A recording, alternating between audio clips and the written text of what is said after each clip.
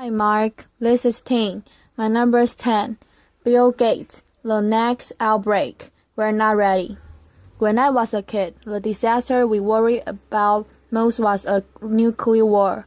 That's why we had a burial like this down in our basement, filled with cans of food and water. When the nuclear attack came, we were supposed to go downstairs, hunker down, and eat out of that barrel. Today, the greatest risk of global catastrophe doesn't look like this. Instead, it looks like this. If anything kills over 10 million people in the next few decades, it's most likely to be a highly infectious virus rather than a war. Not missiles, but microbes. Now, part of the reason for this is that we've invested a huge amount in nuclear deterrent. But we've actually invested very little in a system to stop an epidemic. We're not ready for the next epidemic. Let's look at Ebola. I'm sure all of you read about it in the newspaper. There's lots of tough challenges. I follow it carefully through the case analysis tools we've used to track polio eradication. And as you look at what went on, the problem wasn't that there was a system that didn't work well enough. The problem was that we didn't have a system at all. In fact, there's some pretty obvious key missing pieces. We didn't have a group of epidemiologists ready to go who would have gone, seeing what the disease was, seeing how far it has spread. The case reports came in on paper. It was very delayed before they were put online, and they were extremely inaccurate. We didn't have a medical team ready to go. We didn't have a way of preparing people. Now, Medicines Sans Frontieres did a great job orchestrating volunteers, but then even so, we were far slower than we should have been getting the thousands of workers into these countries, and a large epidemic would require us to have hundreds of thousands of workers. There was no one there to look at treatment approaches, no one to look at the diagnostics, no one to figure out what tools should be used. As an example, we could have taken the blood of survivors, processed it, and put them plasma back in people to protect them, but that was never tried. So there was a lot that was missing, and these things are really a global failure. The WHO is founded to monitor epidemics, but not to do these things I talk about. Now, in the movies, it's quite different. There's a group of handsome epidemiologists ready to go. They move in, they save the day. But that's just pure Hollywood. The failure to prepare could allow the next epidemic to be dramatically more devastating than Ebola. Let's look at the progression of Ebola over this year. About 10,000 people died, and nearly all were in the 3 West African countries.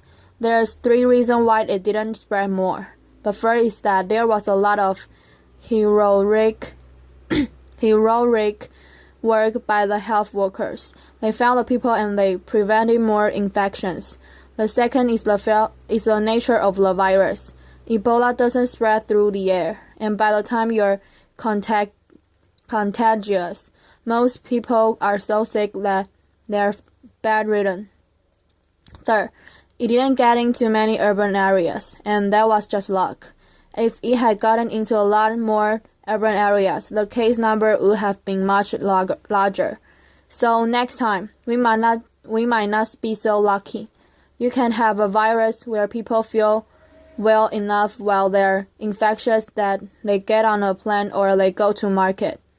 The source of the virus could be a natural epidemic like Ebola, or it could be bioterrorism. So there are things that would literally make things 1,000 times worse.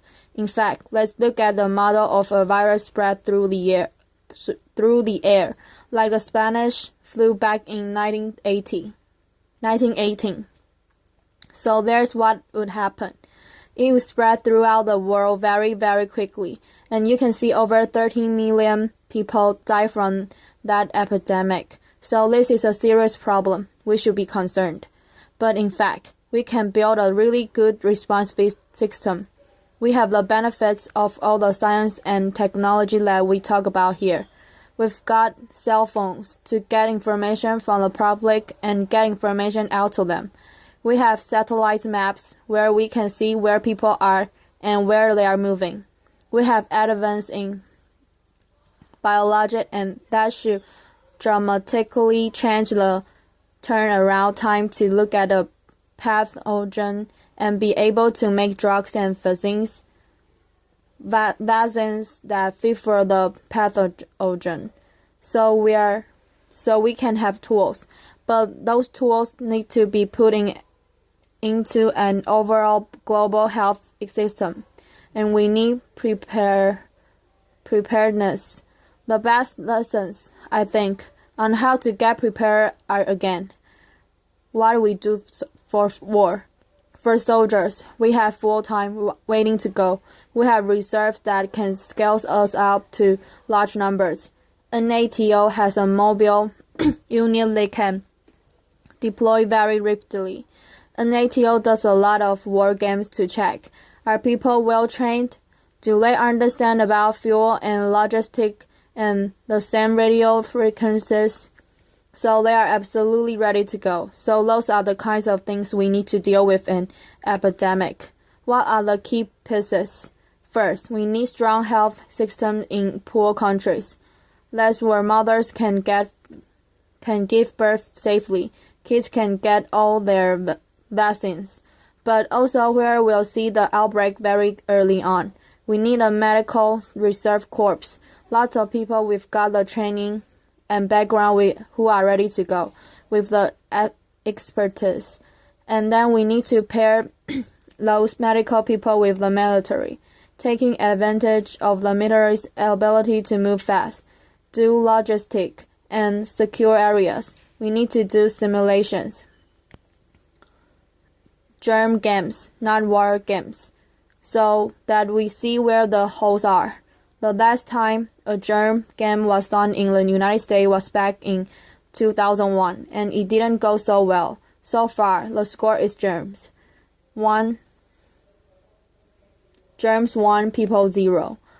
Finally, we need lots of advanced R&D in areas of vaccines and diagnostics. There are some big breakthroughs, like the adeno-associated virus that could work very, very quickly. Now, I don't have an exact budget for what this would cost, but I'm quite sure it's very modest compared to the potential harm.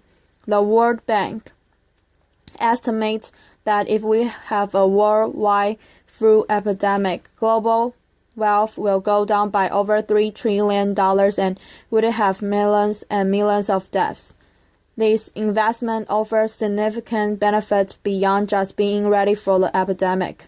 The primary healthcare, the R&D, those things would reduce global health inequality and make the world more just as well as more safe. So I think this should absolutely be a priority. There's no need to panic. We don't have to hoard cans of spaghetti or go down into the basement, but we need to get going, because time is not our side. In fact, if there's one positive thing that can come out of the Ebola epidemic, it's that it can serve as an early warning, a wake-up call to get ready. If we start now, we can be ready for the next epidemic.